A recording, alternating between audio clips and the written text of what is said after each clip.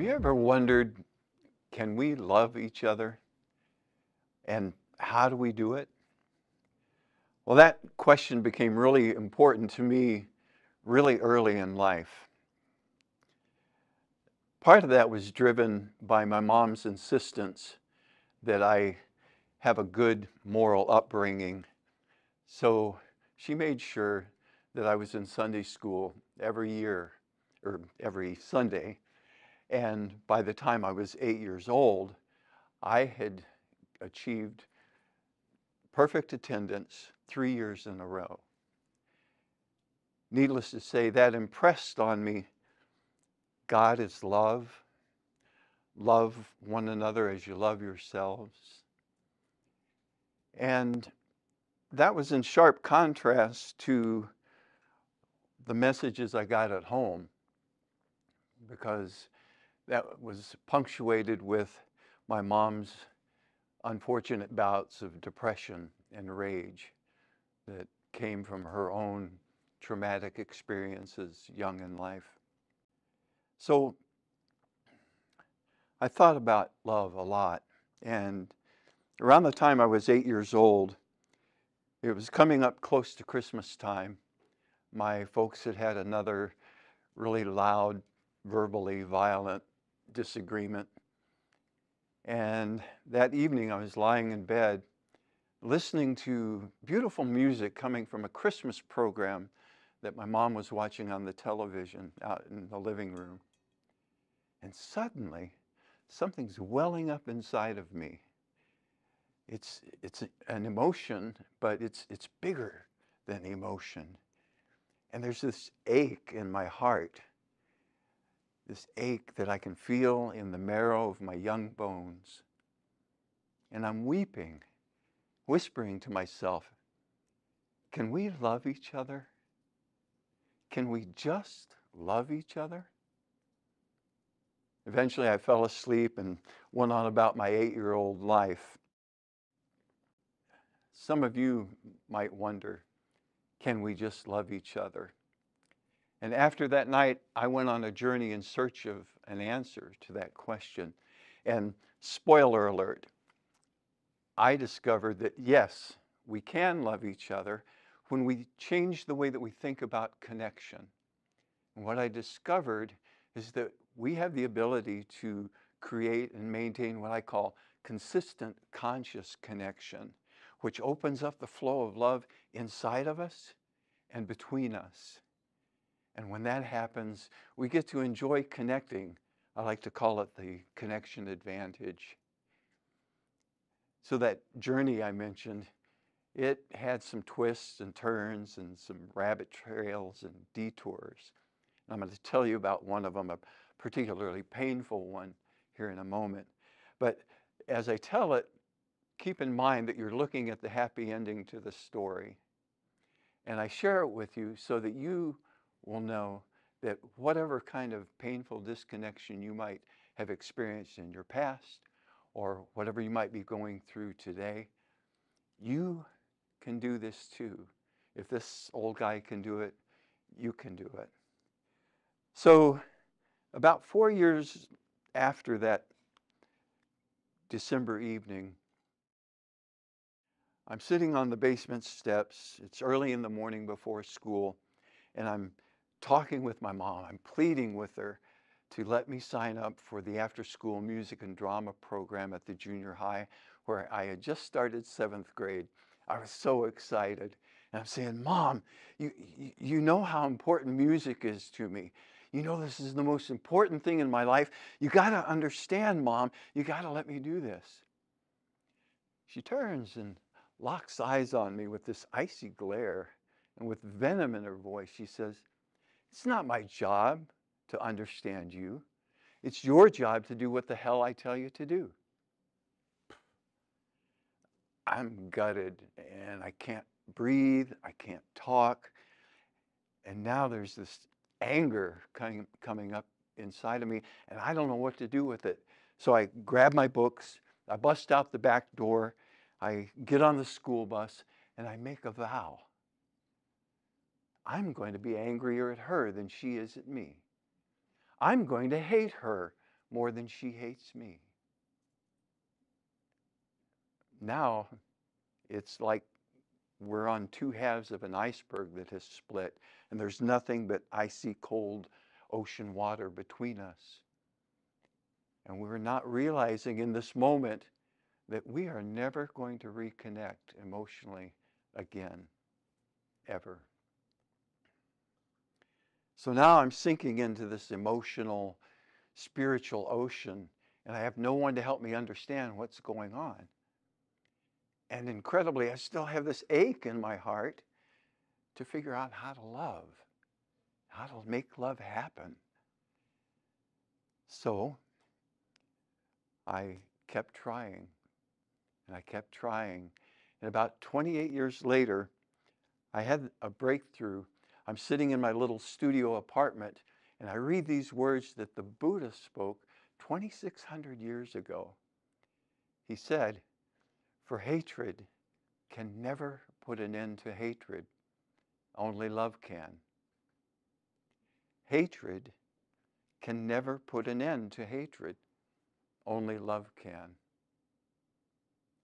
Well, I got to tell you, in that moment, I took the exit ramp off the highway to hell, and I made a new vow. I said, I'm going to figure this out. I'm going to figure out how to connect with myself, how to love myself, and how to connect with and love my family, my friends, and why not everybody I meet. I like to think big.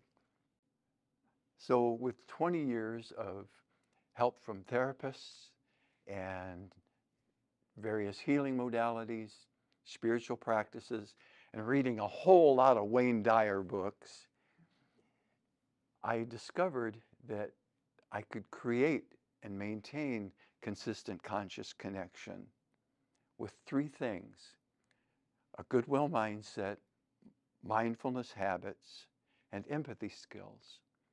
So let me share those with you now.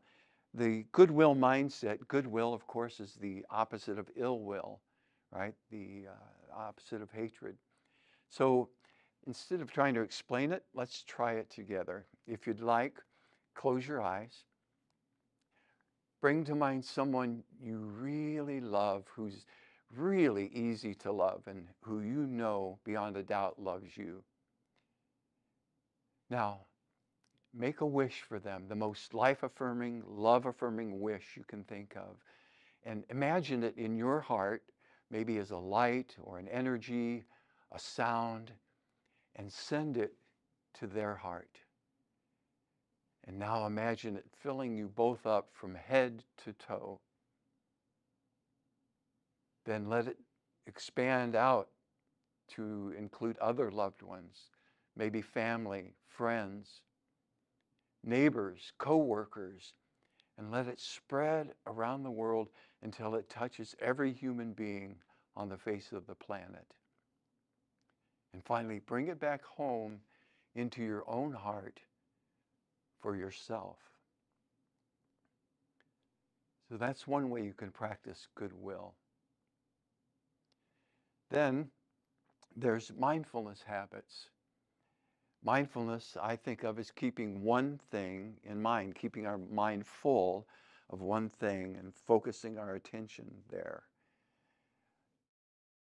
Mindful.org made a suggestion in a guide that they published online, how to strengthen loving relationships with mindfulness, to do acts of kindness. And we've all heard of random acts of kindness. So the idea is to bring mindfulness into the act of kindness. And one thing I suggest to do is when you're thinking about doing something kind for one another or for another person, ask yourself, how do I want them to feel afterwards? What benefit do I want them to receive when this happens? And then go ahead and do the act of kindness.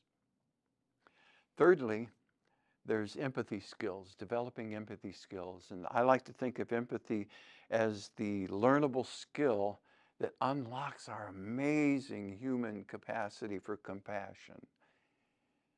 I use and follow a method developed by the late Marshall B. Rosenberg. He called his method compassionate communication. The idea is that we get mindfully present with ourselves and with each other and really pay attention to what are we telling one another that we feel and need. And when we can connect with each other's needs, I can hear and reflect back accurately what you're telling me you need, and you can tell me accurately what I need. Compassion gets unlocked. It's downright magical sometimes when it happens. And not only that, but then our amazing human capacity for wisdom comes forward, so that if we're trying to resolve a conflict, whatever it might be, our collective wisdom kicks into gear, and we can come up with solutions that are way better than anything we could come up with on our own by ourselves. So, goodwill mindset, mindfulness habits, and empathy skills. I wonder sometimes what might have happened if I had never discovered this.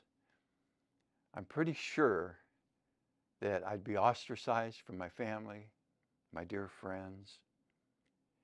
Knowing the kind of person I was, I'm pretty sure I would have spent some time in jail. And for sure, I wouldn't be here today to say, hey folks, we can love one another when we change the way that we think about connection.